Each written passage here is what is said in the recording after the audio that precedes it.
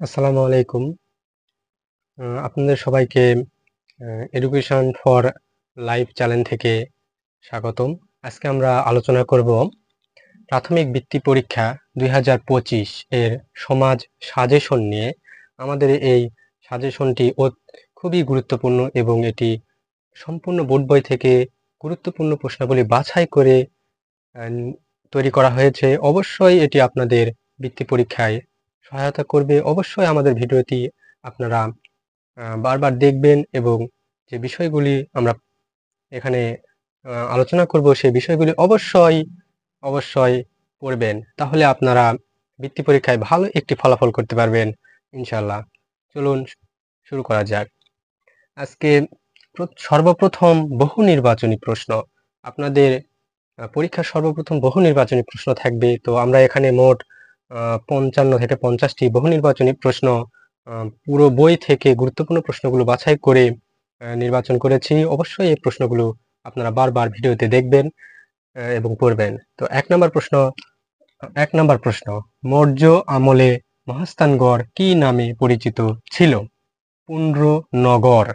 মৌর্য আমলে মহাস্থানগড় কি নামে পরিচিত ছিল? পুণ্ড্রনগর।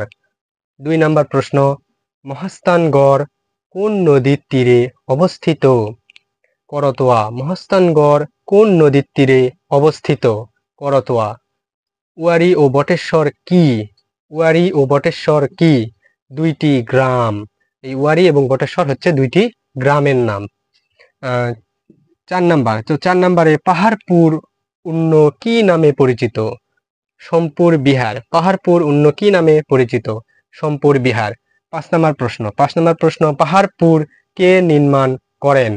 পাহাড়পুর কে নির্মাণ করেন?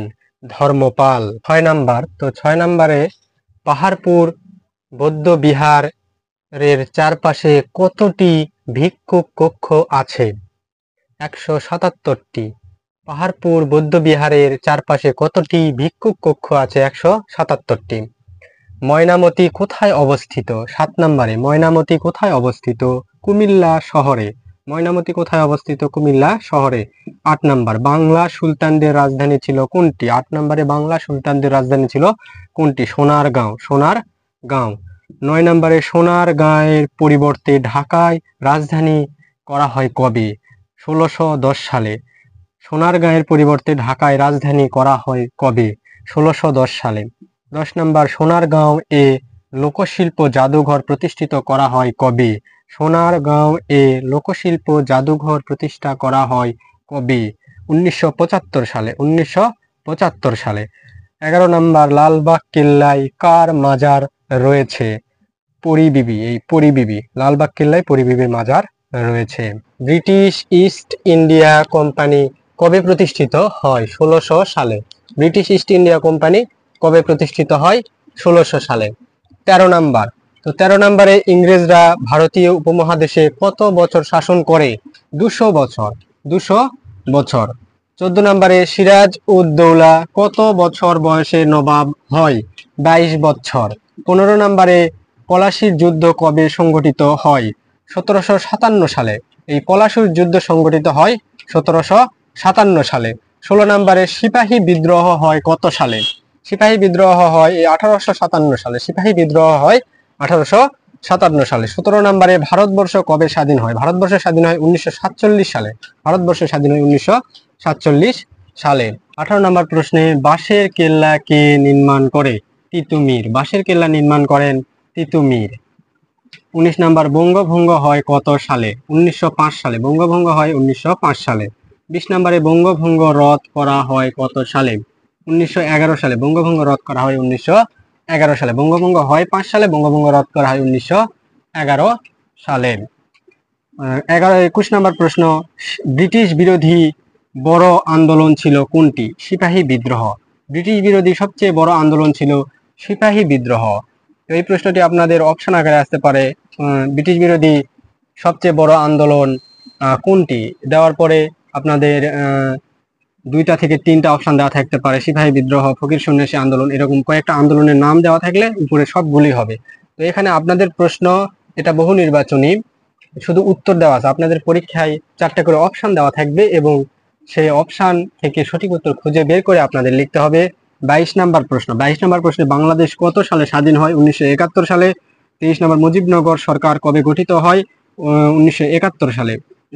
মুজিবনগর 1971 সালে 10 এপ্রিল। মুজিবনগর সরকার গঠন করা হয় 1971 সালে 10 এপ্রিল এবং মুজিবনগর সরকারের শপথ বাক্য পাঠ করেন। আরেকটা প্রশ্ন আছে, 17 এপ্রিল হবে। তো 24 নম্বর প্রশ্নে ভাষা আন্দোলন হয় কত সালে?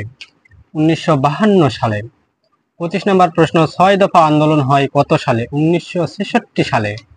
26 নম্বর, মুক্তিযুদ্ধের সময় বাংলাদেশকে কতটি সেক্টরে ভাগ করা হয়? 11টি। মুক্তিযুদ্ধের সময় বাংলাদেশকে 11টি সেক্টরে ভাগ করা হয়। 27 নম্বর, জাতীয় গণহত্যা দিবস কবে পালন করা হয়? 25 মার্চ। জাতীয় গণহত্যা দিবস পালন করা হয় 25 মার্চে। 28 নম্বর, বুদ্ধিজীবী দিবস কবে পালন করা হয়? 14 ডিসেম্বর। বুদ্ধিজীবী দিবস পালন করা হয় 14 ডিসেম্বর। 29 নম্বর, বিজয় দিবস কবে? বিজয় দিবস হচ্ছে 16 ডিসেম্বর। বিজয় দিবস হচ্ছে 16। 30 নম্বর, তো 30 নম্বরে 16 ডিসেম্বর পাকিস্তানের কত হাজার সৈন্য বন্দী হয়? 93,000। 31 নাম্বার, মোট জাতীয় আয়ের কত ভাগ কৃষি হতে আসে? 20 ভাগ। মোট জাতীয় আয়ের 20 ভাগ কৃষি হতে আসে। তো 32 নাম্বার, আমাদের প্রধান খাদ্যশস্য কি? ধান। 33 নাম্বার, কোন শিল্পে বছরে বেশি বৈদেশিক মুদ্রা অর্জন হয়? তৈরি পোশাক শিল্প। সব থেকে বেশি বৈদেশিক মুদ্রা অর্জন হয় তৈরি পোশাক শিল্পে। 34 নাম্বার, বাংলাদেশে প্রতি বছর কতজন শিশু জন্মগ্রহণ করে? 30 লক্ষ। 30 লক্ষ শিশু প্রতি বছর জন্মগ্রহণ করে। 35 নাম্বার, অর্থনৈতিক উন্নয়নে অন্যতম শর্ত কি? দক্ষ জনশক্তি। অর্থনৈতিক উন্নয়নে অন্যতম একটি শর্ত হলো দক্ষ জনশক্তি। 36 নাম্বার, অর্থনৈতিক উন্নয়নের জন্য কোন সম্পদ বেশি প্রয়োজন? মূলধন। অর্থনৈতিক উন্নয়নের জন্য সবথেকে বেশি প্রয়োজন হলো মূলধন। 37 নাম্বার, বাংলাদেশের কোন অঞ্চল বেশি ভূমিকম্প প্রবণ? সিলেট।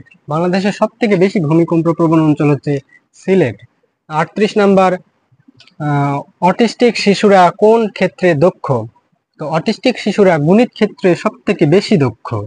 39 নাম্বার, নারী জাগরণের অগ্রদূত বলা হয় কাকে? তো বেগম রোকেয়া। নারী জাগরণের অগ্রদূত হলেন বেগম রোকেয়া। 40 নাম্বার, আন্তর্জাতিক নারী দিবস কবে? 8 মার্চ। আন্তর্জাতিক নারী দিবস 8 মার্চ। 41 নাম্বার, গণতন্ত্র অর্থ কি? গণতন্ত্র অর্থ কি? জনগণের শাসন। 44 নম্বর, গারোদের নিজস্ব ভাষার নাম কি? আচিক। গারোদের নিজস্ব ভাষার নাম আচিক। 45 নম্বর, গারোদের সমাজ ব্যবস্থা কেমন? মাতৃতান্ত্রিক। মাতৃতান্ত্রিক, আসলে মাতৃতান্ত্রিক মানে মা দ্বারা পরিচালিত। গারোদের সমাজ ব্যবস্থা মাতৃতান্ত্রিক। 46 নম্বর, ম্র পরিবারের প্রধান কে? ম্র পরিবারের প্রধান কে? পিতা। 47 নম্বর, ম্রদের ধর্মের নাম কি? ম্রদের ধর্মের নাম কি? তুরাই। 48 নম্বর, ত্রিপুরাদের মোট কয়টি দফা আছে? 36টি। ত্রিপুরাদের মোট 36টি দফা আছে। 49 নম্বর, ত্রিপুরা জাতির ভাষার নাম কি? ককবরক। ত্রিপুরা জাতির ভাষার নাম ককবরক। 50 নম্বর প্রশ্ন। 50 নম্বর প্রশ্নে কোন জনগোষ্ঠী তিব্বত থেকে এসেছে? গারো। তিব্বত থেকে এসেছে গারো জনগোষ্ঠী। 51 নম্বর প্রশ্ন। তো 51 নম্বর প্রশ্নে কোন জনগোষ্ঠী সিলেটে বসবাস করে? খাসি। কোন জনগোষ্ঠী সিলেটে বসবাস করে? খাসি। 52 নম্বর প্রশ্নে জাতিসংঘ কত সালে প্রতিষ্ঠিত হয়? জাতিসংঘ প্রতিষ্ঠিত হয় 1945 সালে। জাতিসংঘ প্রতিষ্ঠিত হয় 1945 সালে। 53, জাতিসংঘের বর্তমান সদস্য কত? তো জাতিসংঘের বর্তমান সদস্য 193টি। জাতিসংঘের বর্তমান সদস্য 193টি। 54 নাম্বার প্রশ্নে সার্ক দক্ষিণ এশিয়ার কতটি দেশ নিয়ে গঠিত? সার্ক দক্ষিণ এশিয়ার 60টি দেশ নিয়ে গঠিত। সার্ক দক্ষিণ এশিয়ার 60টি দেশ নিয়ে গঠিত। এরপরে আমরা দেখব সংক্ষিপ্ত প্রশ্নের উত্তর, সংক্ষিপ্ত প্রশ্ন। তো সংক্ষিপ্ত প্রশ্ন আপনাদের এখানে মোটামুটি 20 থেকে 25টার মতো আছে। তো আপনারা এই সংক্ষিপ্ত প্রশ্নগুলো করলেই এর মধ্যে বৃত্তি পরীক্ষায় কমন পাবেন ইনশাআল্লাহ। তো 1 নম্বরে আছে মুক্তিযোদ্ধাদের রাষ্ট্রীয় উপাধিগুলো কি কি? যেমন মুক্তিযোদ্ধাদের রাষ্ট্রীয় উপাধি বীরশ্রেষ্ঠ, বীর প্রতীক, বীর বিক্রম, বীরুত্তম, এগুলা।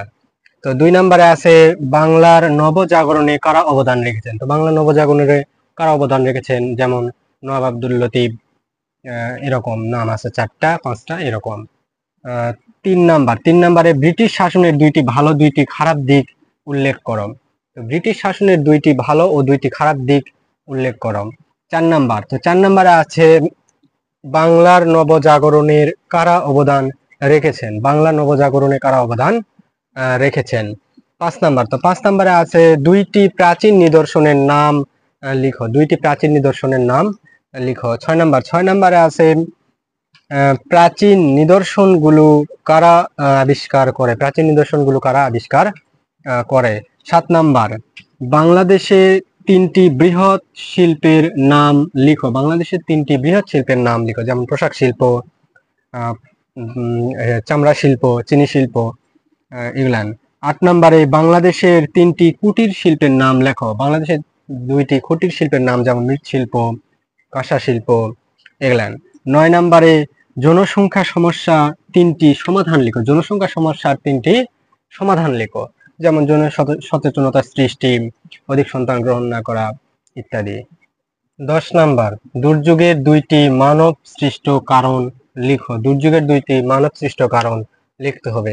11 নাম্বার, 11 নম্বরে দুর্যোগের 2টি প্রাকৃতিক কারণ লিখো। দুর্যোগের 2টি প্রাকৃতিক কারণ লিখতে হবে। 12 নম্বর, অটিস্টিক শিশুর 3টি বৈশিষ্ট্য লেখো। অটিস্টিক শিশুর 3টি বৈশিষ্ট্য লিখতে হবে। 13 নাম্বার, তো 13 নম্বরে রাষ্ট্রের প্রতি নাগরিকের 4টি কর্তব্য লিখো। রাষ্ট্রের প্রতি নাগরিকের 4টি কর্তব্য লিখতে হবে। 14 নাম্বার, তো 14 নম্বরে প্রাথমিক চিকিৎসা বাক্সের 3টি সরঞ্জামের নাম লেখো। প্রাথমিক চিকিৎসা বক্সের 3টি সরঞ্জামের নাম যেমন তুলা, কাঁচি, ব্যান্ডেজ, স্যাভলন ইত্যাদি। 15 নাম্বার, জাতিসংঘের 4টি উন্নয়নমূলক সংস্থার নাম লিখো। জাতিসংঘের 4টি উন্নয়নমূলক সংস্থা যেমন ইউএনডিপি, ইউনিসেফ, আইএমএফ, এগুলান আর কি। 16 নাম্বার, তো 16 নাম্বারে সার্কের 4টি উদ্দেশ্য লিখো। সার্কের 4টি উদ্দেশ্য লিখতে হবে। মানে এই যে সার্ক দক্ষিণ এশিয়ার একটি সংস্থা সার্ক। এবার আমরা দেখব বড় প্রশ্ন। তো বড় প্রশ্ন মূলত বিবৃতিমূলক প্রশ্ন বা বর্ণনামূলক প্রশ্নগুলান। আপনাদের এগুলো মোটামুটি প্রায় 1 পৃষ্ঠার অর্ধেক করে বা 10 লাইন 15 লাইন করে উত্তর লিখতে হবে। তো 1 নম্বরে বুদ্ধিজীবীদের কারা হত্যা করেছিল? বুদ্ধিজীবীদের কারা হত্যা করেছিল? 2 নাম্বার, তো এই 2 নাম্বার প্রশ্নে আমরা এখন কিভাবে আমাদের স্বাধীনতা উদযাপন করি? আমরা এখন কিভাবে আমাদের স্বাধীনতা উদযাপন করি? 3 নাম্বার, তো 3 নাম্বারে পলাশী যুদ্ধের ফলাফল সম্পর্কে লিখো। পলাশী যুদ্ধের ফলাফল সম্পর্কে লিখতে হবে। 4 নাম্বারে সিপাহী বিদ্রোহে বাংলার ভূমিকা কি ছিল? সিপাহী বিদ্রোহে বাংলার ভূমিকা কি ছিল? 5 নাম্বার, ঐতিহাসিক নিদর্শনগুলো কোথায় রাখা হয়? ঐতিহাসিক নিদর্শনগুলো কোথায় রাখা হয়? 6 নাম্বারে বৃহৎ শিল্প ও ক্ষুদ্র শিল্পের মধ্যে পার্থক্য কি? বৃহৎ শিল্প এবং ক্ষুদ্র শিল্পের মধ্যে পার্থক্য কি? 7 নাম্বার, ঐতিহাসিক নিদর্শনগুলো আমাদের সংরক্ষণ করা উচিত কেন? ঐতিহাসিক নিদর্শনগুলো আমাদের সংরক্ষণ করা উচিত কেন? আসলে সবাই এই প্রশ্নগুলোর উত্তর আপনাদের বিভিন্ন ধরনের গাইডে অথবা গুগলে বা কুরা ইত্যাদি ওয়েবসাইটে আপনারা পেয়ে যাবেন। অবশ্যই এগুলো ভালো করে পড়বেন। 8 নাম্বার, কারিগরি প্রশিক্ষণ বৃদ্ধির মাধ্যমে আমরা কিভাবে উপকৃত হতে পারি? কারিগরি শিক্ষা বৃদ্ধির মাধ্যমে আমরা কিভাবে উপকৃত হতে পারি? 9 নাম্বার, বাংলাদেশের কোন অঞ্চলগুলোতে নদী ভাঙনের প্রবণতা বেশি, কেন বেশি? 10 নাম্বার, শিশু শ্রমের কারণে শিশুরা কোন অধিকারগুলো থেকে বঞ্চিত হয়? 11 নাম্বার, আন্তর্জাতিক নারী দিবসের তাৎপর্য কি? আন্তর্জাতিক নারী দিবসের তাৎপর্য কি? এরপরে 12 নাম্বার, মুক্তিযুদ্ধের মাধ্যমে গণতন্ত্রের বিজয় কিভাবে অর্জিত হয়? মুক্তিযুদ্ধের মাধ্যমে গণতন্ত্রের বিজয় কিভাবে অর্জিত হয়? আপনাদের সর্বশেষ বড় প্রশ্ন বা বিবৃতিমূলক প্রশ্ন, জাতিসংঘ জাতিসংঘ কেন প্রতিষ্ঠা হয়? জাতিসংঘ কেন প্রতিষ্ঠা হয়? জাতিসংঘ কেন প্রতিষ্ঠা? আজকের মতো আমাদের প্রাথমিক বিদ্যালয়ের 2025 সালের বৃত্তি পরীক্ষার সমাজ সাজেশন শেষ হলো। তো আপনারা সবাই আমাদের চ্যানেলটি সাবস্ক্রাইব করবেন পরবর্তী সাজেশনের ভিডিওগুলো এবং অঙ্ক ইংরেজি ক্লাসের ভিডিওগুলো পাওয়ার জন্য অবশ্যই আমাদের চ্যানেলটি সাবস্ক্রাইব করবেন। আমাদের চ্যানেলের নাম এডুকেশন ফর লাইফ। অবশ্যই আপনারা আমাদের চ্যানেলটি সাবস্ক্রাইব করবেন এবং পাশে থাকবেন সুন্দর সুন্দর এরকম শিক্ষণীয় ভিডিও পাওয়ার জন্য। আসসালামু আলাইকুম।